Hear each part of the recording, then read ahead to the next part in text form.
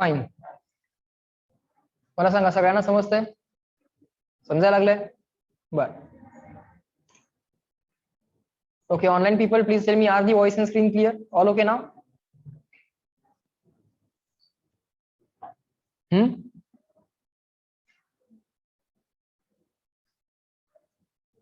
Yes? Okay. All right.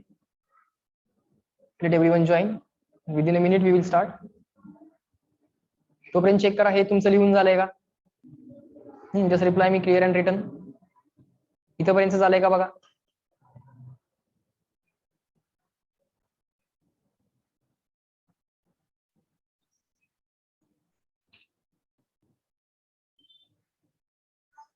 Done. Good. Fine. आता इथला time constant काय आहे? Tau equal to RC. इथला जो काय टाइम कॉन्स्टंट आहे तो मात्र थोडासा डिफरंट आहे. इथं आर इंटू सी आहे. इथं काय आर इंटू सी आहे. या आर ला चेंज करायचं 1/r लिहायचं. आर चा चेंज काय करायचा आहे? 1/r. आर चा चेंज काय करायचा आहे? 1/r. सी चा चेंज ऑफकोर्स एल असणार. सी चा चेंज ऑफकोर्स काय असणार? एल. सो आन्सर काय आलं? L/r. कसं लक्षात ठेवायचं कळालं? आर चा चेंज 1/r आणि सी चा चेंज एल. ऑफकोर्स इकडं कॅपॅसिटन्स आहे, इकडं इंडक्टन्स आहे. बघा मी तुम्हाला सांगितलं होतं एल चं युनिट ओहम सेकंद असते, सांगितलं होतं का? आणि आर चं युनिट काय असते? Ohm. Ohm second upon ohm. उत्तर काय येणार? सेकंड. झालं का सॅटिस्फाय? असंही लक्षात ठेवता येते. काय कन्फ्युज होतं मुलांचं? L/r होतं की R/L? काय कन्फ्युज होतं? L/r की R/L? एल चं युनिट काय आहे? Ohm second. आर चं युनिट काय आहे? ओहम. सेकंड युनिट यायला पाहिजे ना टाइम कॉन्स्टंटचं. टाइम कॉन्स्टंटचं युनिट काय यायला पाहिजे? सेकंड. कारण टाइमला अपॉन काय करायचं आहे? इंडेक्स जर असेल, powers are always unitless and dimensionless. Index ही ऑलवेज काय असते? Unitless and dimensionless. त्यातल्या टाइमचं युनिट सेकंड आहे. मग या टाऊचं युनिट कंपल्सरी काय पाहिजे? सेकंडच पाहिजे. बरोबर का? मग हा सेकंड येण्यासाठी तुम्ही या इंडक्टन्सला ओहम सेकंड असं लिहाल, रेझिस्टन्सला ओहम लिहाल, म्हणजे L/r कराल. R/L करणार नाही. किंवा मी जी सांगितलेली ट्रिक आहे तशी वापरली तरी चालेल. आर ला चेंज करा 1/r आणि सी ला चेंज करा काय? एल. बरोबर. आता इकडे जर आपण ग्राफ प्लॉट केला, if you plot a graph, काय होईल? असाच ग्राफ येणार आहे चार्जिंगचा. करा माझ्याबरोबर ड्रॉ. ग्राफ असा येणार, चार्जिंगचा ग्राफ असा येणार. Finally current in the circuit किती होणार? I0. त्यावेळी करंट कॉन्स्टंट झालेला आहे, त्यामुळे इंडक्टरला काही अडचण नाही आहे. इंडक्टर म्हणतोय माझ्या अक्रॉस काय पोटेन्शियल डिफरन्स नाही आहे, करंट कॉन्स्टंट आहे, मला काही अडचण नाही. सगळं पोटेन्शियल डिफरन्स या रेझिस्टन्सच्या अक्रॉस असेल फायनली. अलग लक्षात. हा इकडं टाइम, इकडं करंट थ्रू द सर्किट आणि हा मॅक्सिमम करंट. हा असेल चार्जिंगचा ग्राफ. हा काय असेल? चार्जिंगचा ग्राफ. आलं लक्षात? Good. Online people tell me CW so that we can move to next slide.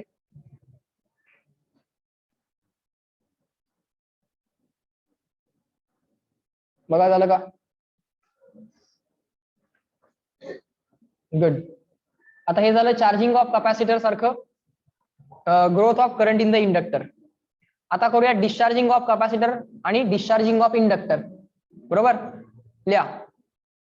ते पण आठवूयात आणि त्याला अॅनालॉजी म्हणून डायरेक्टली इंडक्टरचा पण पॉइंट कव्हर करून टाकूयात. जे सेपरेटली काय डेरिव्हेशन करत बसायची गरज नाही. लिहा. Discharging of capacitor. Discharging of capacitor. Discharging of capacitor. Growth म्हटलं पाहिजे की decay? Decay. Decay of charge on the capacitor. Decay of charge on the capacitor. Capacitor मधला चार्ज हळूहळू काय होणार आहे? डीके होणार आहे. बर. तसं इकडे काय म्हटलं पाहिजे? Decay of current in the inductor और current through the inductor. Inductor मधला करंट हळूहळू कमी होत जाणार आहे. म्हणजे ऑलरेडी इंडक्टर मध्ये मॅक्सिमम करंट आहे, आता तो हळूहळू कमी होणार आहे. बरं, पहिल्यांदा कॅपॅसिटरचा विषय संपवूया. बर, आता बॅटरी ड्रॉ करायची आहे का, चार्जिंग करायचं आहे का आपल्याला, नाही. सो कॅपॅसिटर बरोबर बॅटरी असणार नाही. आता असेल एकटा रेझिस्टन्स आणि असेल एकटा कॅपॅसिटर. हा कॅपॅसिटर याच्याकडे ऑलरेडी चार्ज किती आहे, Q0. कधी, जेव्हा टाइम 0 आहे तेव्हा. आणि याच कॅपॅसिटरवरचा चार्ज Q असेल केव्हा, जेव्हा टाइम T आहे तेव्हा. हळूहळू चार्ज काय होणार आहे या कॅपॅसिटरवरचा, कमी कमी कमी कमी कमी कमी होत जाणार आहे. बरोबर का. इकडे पॉझिटिव्ह इकडे प्लस Q0 असेल, इकडे मायनस Q0 असेल. पण हा चार्ज वाढवणं हळूहळू हळूहळू काय होत जाणार आहे, कमी कमी कमी कमी होत जाणार आहे. अल्टिमेटली हे प्लस Q0 आणि हे मायनस Q0 अल्टिमेटली एकमेकांना नलिफाय करतील आणि अल्टिमेटली या प्लेटवरती 0 चार्ज, या प्लेटवरती 0 चार्ज, या सर्किट मधला करंट 0. कळतंय का. चार्ज हळूहळू डिके होत जाणार आहे आणि अल्टिमेटली किती होणार आहे, charge stored on the capacitor ultimately 0 होणार आहे. बरोबर. सो आता इथे डीकेचे equation, instantaneous charge on the capacitor, अगदी सिंपल आहे. Instantaneous charge on the capacitor काय लिहू शकता, आधीचा चार्ज म्हणजे मॅक्सिमम चार्ज. बर, डीके करायचंय की राईज करायचंय सांगा. डीके. राईज म्हटलं असतं तर 1 minus e raise to t by tau. Rise म्हटलं असतं तर काय लिहिलं असतं, 1 minus e raise to t by tau. Decay करायचं असेल तर e raise to minus t by tau. Decay करायचं असेल तर e raise to minus t by tau. बरोबर, आलं का लक्षात.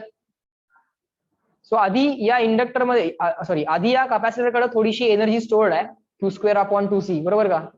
एनर्जी स्टोर्ड 1/2 CV², Q2/2C आणि हाफ CV असे 3 फॉर्म्युले आहेत. त्यातला Q वाला वापरला तर Q0²/2C. या कॅपॅसिटरची व्हॅल्यू घेऊयात आपण C. ओके. हा जो काय Q0 असेल तो Q0 काय असेल, Q इक्वल टू CV. बरोबर का. Q इक्वल टू काय, CV. मग Q0 काय असेल, C इंटू V0. V0 म्हणजे काय, maximum potential difference across the capacitor. ते इनिशियली असेल, कारण इनिशियली मॅक्सिमम चार्ज आहे, initially potential difference across the capacitor maximum असेल. So Q equal to CV सारखं Q0 equal to C into V0. बरोबर. Q0 काय आहे, मॅक्सिमम म्हणजेच इनिशियल चार्ज. मॅक्सिमम किंवा इनिशियल चार्ज काही म्हणा त्याला, मॅक्सिमम और initial charge on capacitor. Maximum और initial charge on capacitor. Maximum और इनिशियल चार्ज ऑन कॅपॅसिटर. बर, ग्राफ ड्रॉ करायचं झालं तर हा ग्राफ बऱ्याच वेळा आपण ड्रॉ केलेला आहे ऑलरेडी, त्यात काही नवीन नाहीये. डीकेचा ग्राफ तुम्हाला माहिती आहे, एक्सपोनेन्शियल डिक्रीज. कसा कसा असेल सांगा ग्राफ. हा जो काय चार्ज आहे Q, हा टाइम नुसार कमी कमी होत जाणार आहे की वाढत जाणार आहे. कुठला ग्राफ आहे, डीके ना. 1 मायनस नाही आहे, नुसतंच आहे e raise to minus t by tau. 1 minus e raise to t by tau नाही आहे. सो चार्ज आणि टाइम, टाइम 0 असताना चार्ज किती असेल, Q0. आणि टाइम इन्क्रीज व्हायला चालू झाला की हळूहळू चार्ज डिक्रीज व्हायला चालू होईल. आफ्टर इन्फानाइट टाइम तो चार्ज 0 होतो. प्रॅक्टिकली आपण 5 टाइम कॉन्स्टंट एवढा टाइम घेऊ शकतो, पण तो इन रियालिटी जर बघायचा प्रयत्न केला, म्हणजे काय, आयडियली जर विचार केला तर infinity, t equal to infinity झाला तर याचं उत्तर 0 येणार आहे. बरोबर ना. कारण टाइम इन्फिनिटी झाला तर e raise to minus infinity. Time infinity झाला तर e raise to minus infinity. बरोबर का. E raise to minus infinity म्हणजे 1 e raise to plus infinity. Anything raise to infinity is infinity. 1 infinity is 0. म्हणजे time infinite झाला तर हा bracket 0 होणार, तरच हा चार्ज 0 होणार. म्हणून हा ग्राफ मी टाइम ऍक्सिसला टच केला का, चार्ज 0 झाला का माझा. फायनाइट टाइम मध्ये चार्ज 0 झाला का, नाही. चार्ज 0 व्हायला इन्फानाइट टाइम लागेल. कळतंय का, समजतंय का. म्हणून इथपर्यंत आणलंय, परत पुढचा ग्राफ सोडून दिलाय. तसं इकडे करायचंय. आता हे एक्स्ट्रा मध्ये टाका.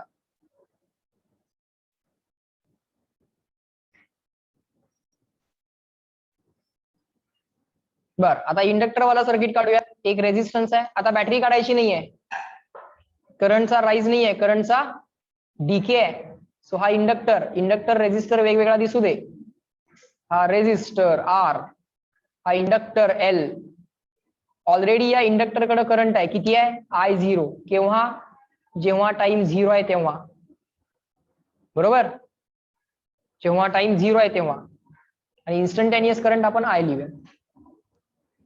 Instantaneous current I at time t equal to t. आता इकडे बघा आणि मला सांगा,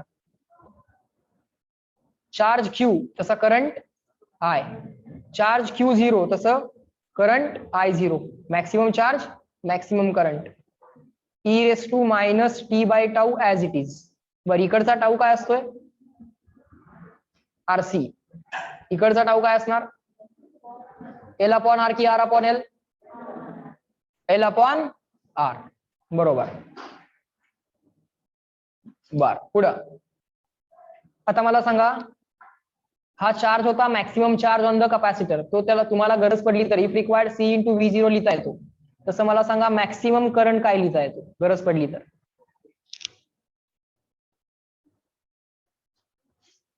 मॅक्सिमम पोटेन्शियल डिफरन्स असेल की नाही इंडक्टरच्या अक्रॉस, किती असेल ते? V0. आणि तेच मॅक्सिमम पोटेन्शियल डिफरन्स या रेझिस्टन्सच्या अक्रॉस असेल की नाही? इनिशियली तर करंट इंडक्टर मधला मॅक्सिमम आहे, हळूहळू कमी होणार आहे, बरोबर का? मग इनिशियली इंडक्टरच्या अक्रॉस जे काय पोटेन्शियल डिफरन्स आहे ते अपॉन हा R, that will be the maximum current किंवा इनिशियल करंट.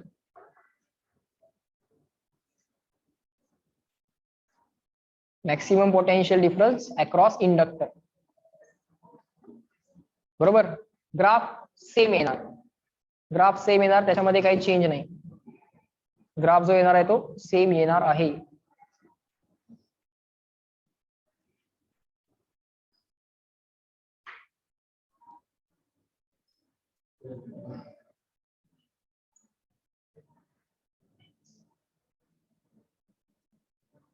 ग्राफ जो येईल तो सेम येईल. फक्त काय करावं लागेल, इथं करंट लिहून, इथं चार्ज लिहून नाही चालणार. इथं काय लिहावं लागेल? करंट. इथं Q0 लिहून नाही चालणार, इथं काय लिहावं लागेल? I0. समजलं का? बघा, इकडं I आणि इकडं टाइम 0 असताना करंट I0, आणि हळूहळू तो करंट काय होतोय? डीके होत जातो. हळूहळू तो करंट डीके होत जातोय, असं ते असणार. बघा, या लागले का लक्षात? Online people, reply in the chat box. Is this slide clear and written? Charging झालं, डिस्चार्जिंग झालं, एव्हरीवन? तुम्हाला समजलं सगळ्यांना? चार्जिंग डिस्चार्जिंग अॅनॉलॉजीनं करायला लागलं. कॅपॅसिटर पण रिवाइज होईल, इंडक्टर आपोआप शिकला जाईल. Online people please reply. Good, everyone?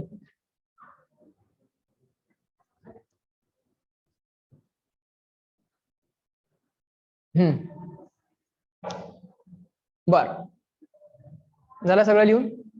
चला पुढे. नेक्स्ट पॉइंट जो आता आपण बघणार आहोत,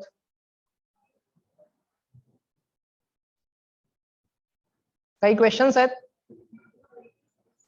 पण डायरेक्टली फॉर्म्युला बेस्ड आहेत, हे आपण ऑलरेडी केलेले आहेत. Question number 36, 37 directly formula based inductance वरचे क्वेश्चन्स आहेत.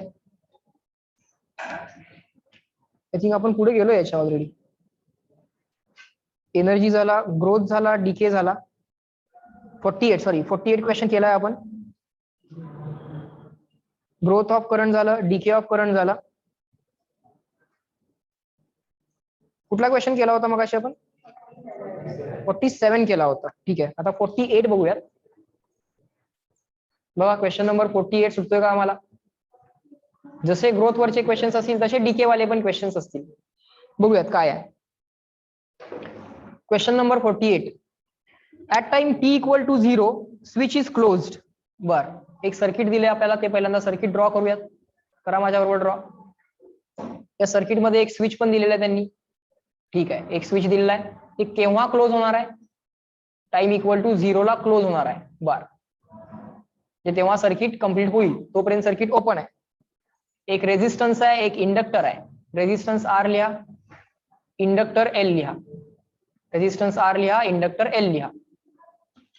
बर, या सेलचा ईएमएफ आता आपण ई घेऊयात. ते एप्सिलॉन लिहितायत, ठीक आहे, पण आपण त्याला ई घेऊयात, कारण ते एप्सिलॉन सारखं कन्फ्युज होतंय. मीडियम वाला एप्सिलॉन नाही आहे तो.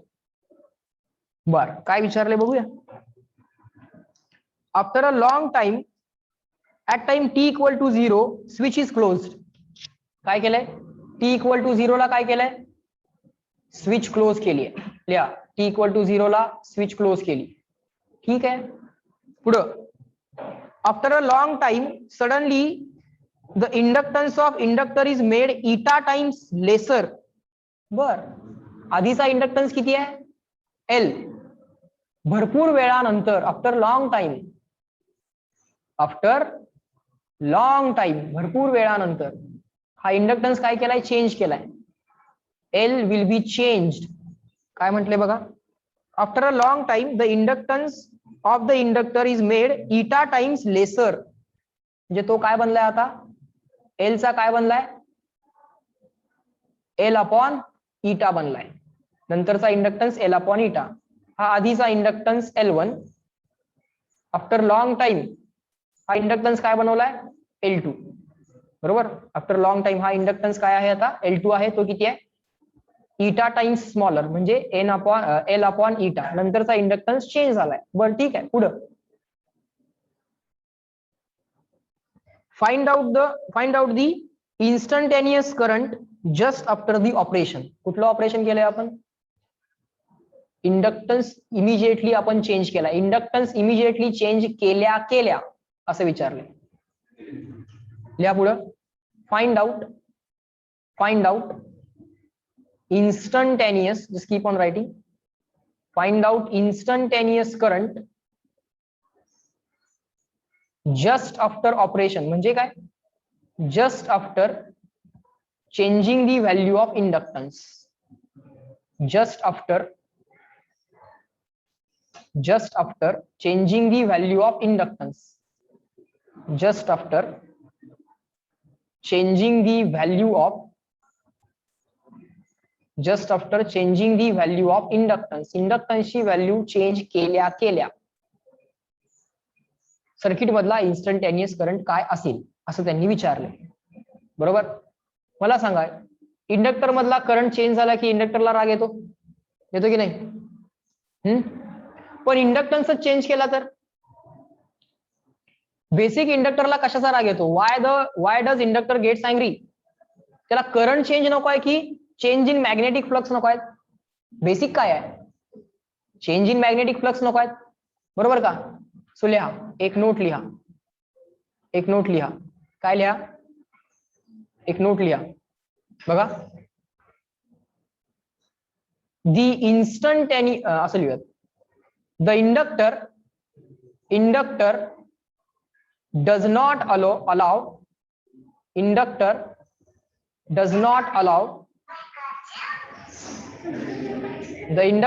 does not allow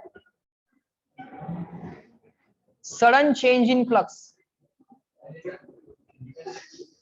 Inductor does not allow sudden change in flux. Inductor does not allow sudden change in flux.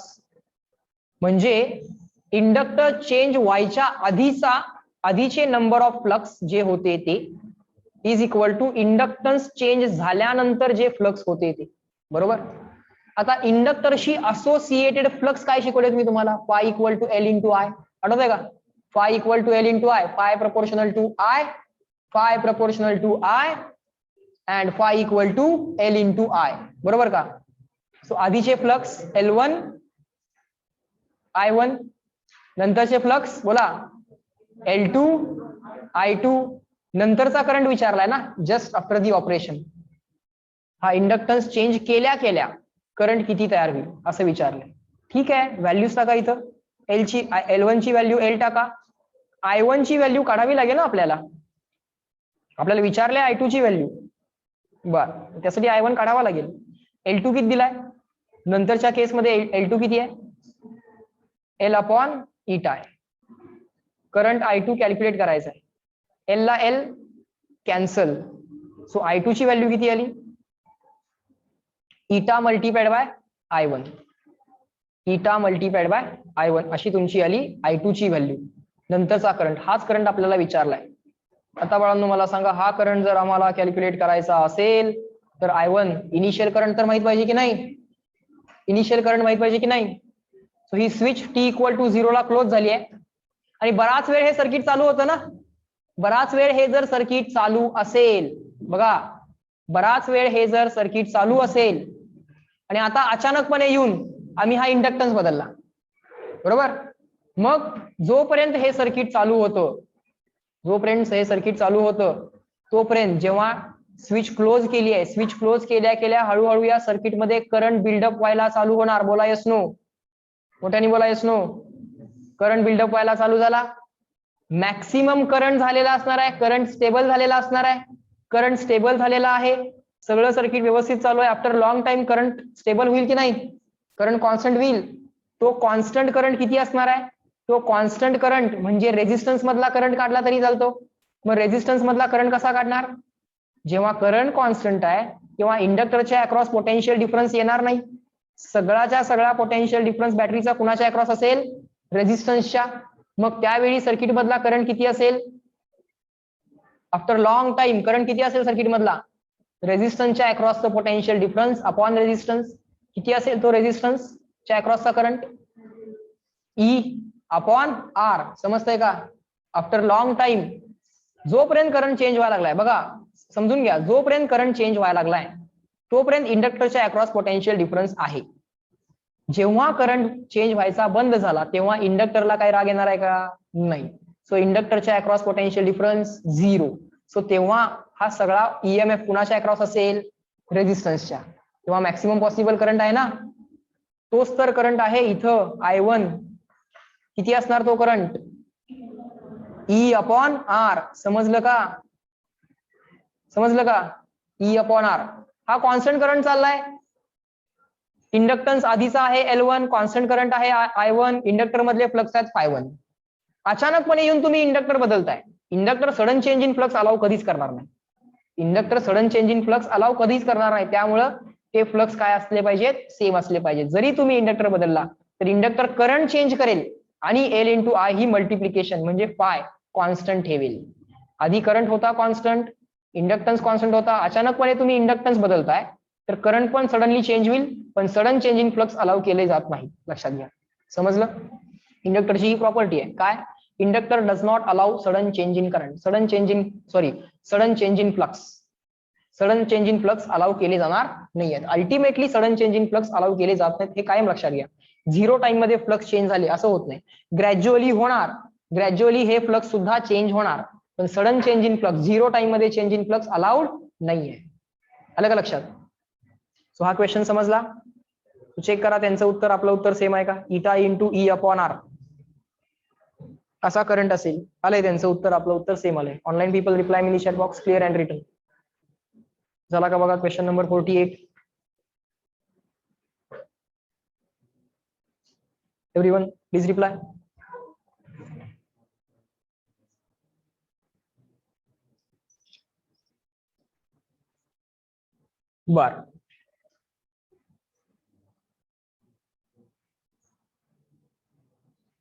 बर, सिमिलरली तुम्ही क्वेश्चन नंबर 49 बरोबर डील करू शकताय. तो डीके वरती डिपेंडंट आहे, डीके आणि राईज वाले क्वेश्चन्स आहेत. Okay,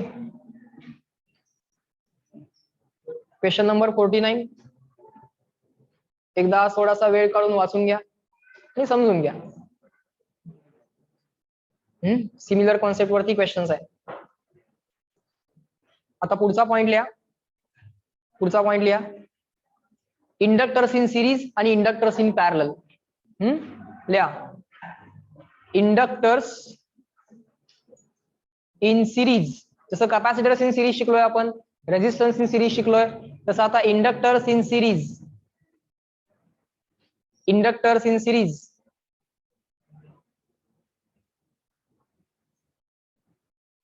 inductors in series. बघा, इन्स्टंटेनियस करंट काय घेऊयात, आय, याच्या अक्रॉसचा इन्स्टंटेनियस इंड्यूस ईएमएफ काय घेऊयात, E1, याच्या अक्रॉसचा काय घेऊयात, E2, टोटल काय घेऊयात, टोटल काय घेऊयात, E. याचा इक्विव्हॅलंट जो घेणार, याचा इक्विव्हॅलंट आपण एकच इंडक्टर घेणार, याचा इंडक्टन्स L1, याचा inductance L2, equivalent induced EMF E. जो की या दोघांची ऍडिशन असेल E1 प्लस E2, बरोबर का? जो की या E1 प्लस E2 ची ऍडिशन असेल. समजतंय का? इन्स्टंटेनियस करंट आहे, तोच करंट इथं पण आहे घेणार. या दोन इंडक्टरच्या इन्स्टेड मला एकच इंडक्टर वापरायचा आहे between points A and B. Between points A and B मला या दोन इंडक्टरच्या इन्स्टेड एकच इंडक्टर मला यूज करायचा. बरं, मी आन्सर आधीच रिव्हील करतो. Answer will be inductors in series म्हणजे रेझिस्टन्स इन सिरीज सारखं. मग याचं उत्तर काय आला पाहिजे? रेझिस्टन्स इन सिरीज सारखाच अल्टिमेटली होते, लक्षात येईल तुमच्या. हा, L1 plus L2. L effective काय आला? L1 plus L2. काढता येईल तुम्हाला आता इंडक्टन्स इन सिरीजचा आन्सर. मग इंडक्टन्स इन पॅरलल काय असणार आहे? Resistance in parallel. आता गरज आहे का डेरिव्हेशन करून समजून घ्यायची? नाही आहे, कारण रेझिस्टन्स इन सिरीज तुम्हाला ऑलरेडी सगळे कॉम्बिनेशन माहित आहेत. पटपट पटपट सिरीज पॅरललचे आन्सर्स काढता येत आहेत, बरोबर. कॅपॅसिटरला काय सांगितलंय? रेझिस्टन्सच्या उलट. आपण रेझिस्टन्स वरती मास्टरी केलेली आहे, बरोबर का? रेझिस्टन्स इन सिरीज आणि पॅरलल आपल्याला पटपट करता येते. त्याच्या उलट काय आहे? Capacitors in series and parallel. कारण रेझिस्टन्स इन सिरीज म्हणजे कॅपॅसिटर्स इन पॅरलल आणि रेझिस्टन्स इन पॅरलल म्हणजे कॅपॅसिटर्स इन सिरीज. पण इंडक्टरला तसं काय अडचण नाही आहे. इंडक्टर म्हणतोय की मी रेझिस्टन्स सारखंच काम करणार आहे. इंडक्टर काय म्हणतोय? मी रेझिस्टन्स सारखंच काम करणार आहे. सो इंडक्टर्स इन सिरीज म्हणजे रेझिस्टन्स इन सिरीज सारखं, बरोबर. आता जस्टिफाय मी तुम्हाला करून दाखवतो, बघा. E equal to total EMF E equal to E1 plus E2 यातला इंड्युस्ड EMF प्लस यातला इंड्युस्ड EMF, बरोबर. इंड्युस्ड EMF चा फॉर्म्युला, टोटल E चा फॉर्म्युला काय लिहू? Minus L effective into total current जो काय आहे त्याचा rate of change of current. LdI/dt ना, इंड्युस्ड EMF काय आहे? LdI/dt. याला तुम्ही L इफेक्टिव्ह असं म्हणा, म्हणजे कन्फ्युज नाही होणार. आणि इथं पण मी L इफेक्टिव्ह असं लिहितो. आता मला लिहायला जागा नाही, मी परत लिहितो. या E ला मी काय लिहिणार? Minus L effective into DI/dt, बरोबर. आता E1 काय असणार आहे? Minus L1 DI/dt. मी I1 I2 काय म्हणत नाहीये, कारण सिरीज कॉम्बिनेशन आहे. मला I1 I2 म्हणायची गरज नाही, मी I म्हटलं तरी चालतंय. हा झाला E1 प्लस E2 काय येणार? Minus L2 di2/dt. Minus L2 di2/dt. आता तुमच्या लक्षात येईल, हा DI/dt, हा DI/dt आणि हा DI. हा I2 म्हणायची गरज आहे का मला? I2 म्हणायची गरज नाही आहे मला, बरोबर ना. बर, DI/dt DI/dt DI/dt कॅन्सल करून टाका. बोला बाळांनो, उत्तर काय आलं? Minus L effective is equal to minus L1 minus L2 आलं sir. So therefore L effective is equal to L1 plus L2. बघा, समजतंय का? झालं का इंडक्टर्स इन सिरीज? 2 मिनिटांमध्ये झालं डेरिव्हेशन. काय अवघड होतं का? नाही. बरं, आम्हाला माहित असेल इंडक्टर्स इन सिरीज म्हणजे रेझिस्टन्स इन सिरीज सारखं आहे. कशाला डेरिव्हेशन तरी करता ऐनवेळी? करत बसू नका, काही प्रूव्ह करत बसायची गरज नाही आहे. तुम्हाला माहित आहे ना, इंडक्टर्स इन सिरीज म्हणजे रेझिस्टन्स इन सिरीज. तुम्हाला इंडक्टरचे कॉम्बिनेशन देतील, पटपट पटपट सिरीज पॅरलल करा. आलं का लक्षात? पुढचा पॉइंट लिहूयात. Online people please reply in the chat box.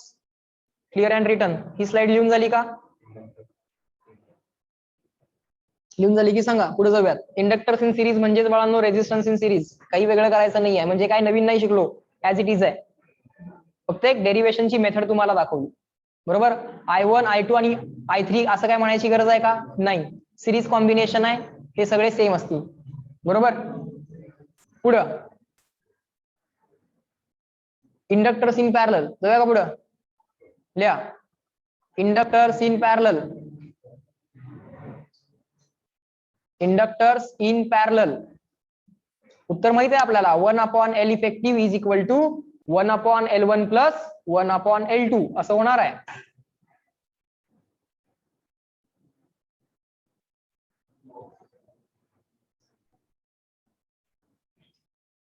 हा पहिला इंडक्टर, स्प्रिंग नाही आहे ती. हा दुसरा इंडक्टर L1 L2. इकडनं आला इन्स्टंटेनियस करंट I, त्यातला इकडे गेला I1, त्यातला इकडे गेला I2, बरोबर. इकडनं आला I1, नाही इकडनं आला I, त्यातला पहिला इंडक्टर मधनं गेला L1, दुसऱ्या मधनं गेला L2. बर, आता मला सांगा याच्या अक्रॉसचा इंड्यूस टीएमएफ आणि याच्या अक्रॉसचा इंड्यूस टीएमएफ सेम असेल की नसेल?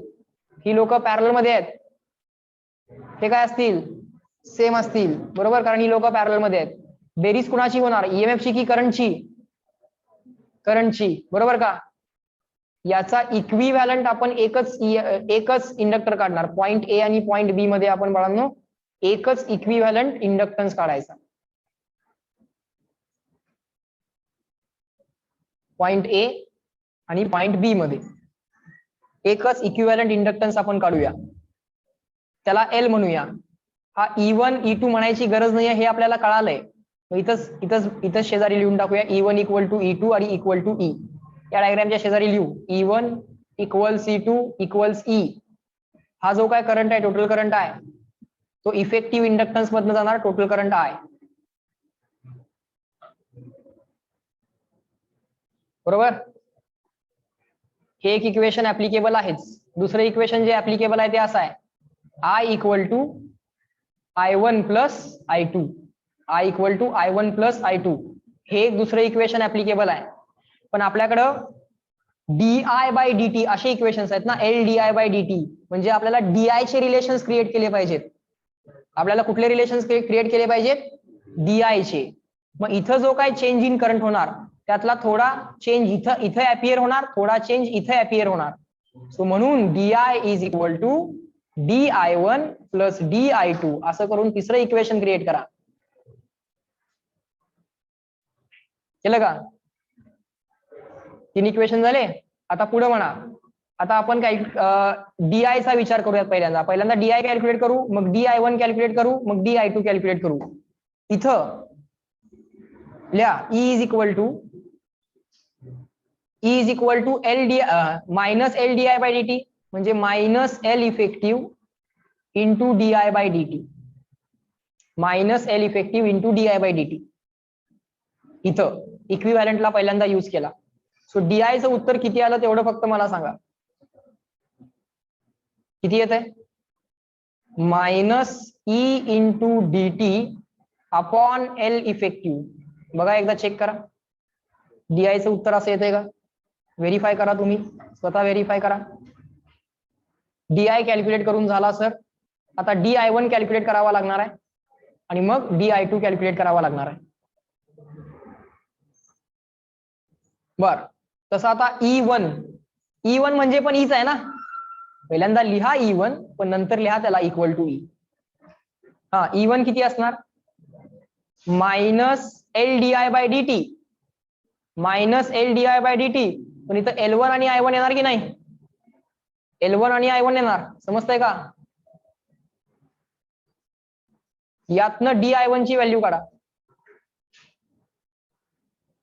यातनं DI1 ची व्हॅल्यू काढा. किती आली चेक करा. Minus E1 into DT upon L1. याला इक्वेशन 5 म्हणा.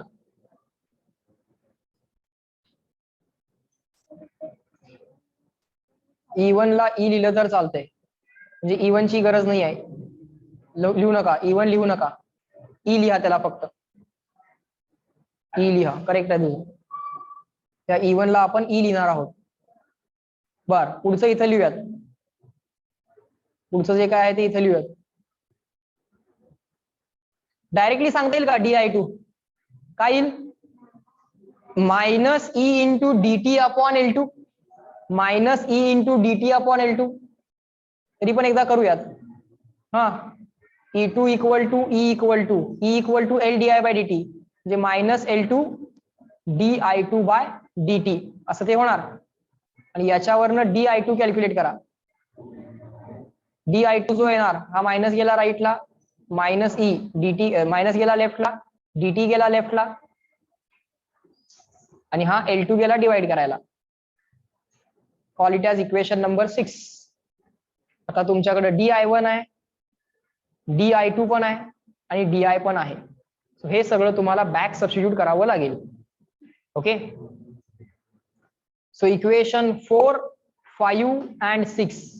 इक्वेशन 4, 5 and 6 तुम्हाला इक्वेशन 3 मध्ये टाकावे लागतील. लिहा 4, 5 6, इक्वेशन 4 5 6 इन इक्वेशन 1 का 3 इन इक्वेशन 3 टाका व्हॅल्यूज आणि चेक करा. रेजिस्टन्स इन पॅरलल सारखा रूल तयार होतो का बघा तुम्ही. Minus E D T upon L effective, minus E D T upon L effective, हा झाला डी आय.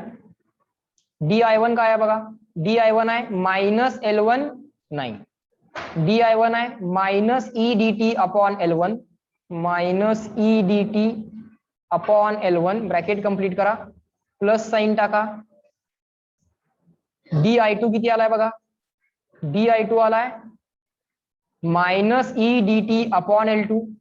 तुम्ही व्हेरीफाय करा, समजून घ्या. ते सगळे E D T E D T E D T आणि मायनस मायनस मायनस कॅन्सल होत आहेत, म्हणून त्यांनी सांगितलंय directly 1 upon L effective is 1 by L one plus 1 by L two. CW लिहून झालं की सांगा. ऑनलाईन पीपल टेल मी.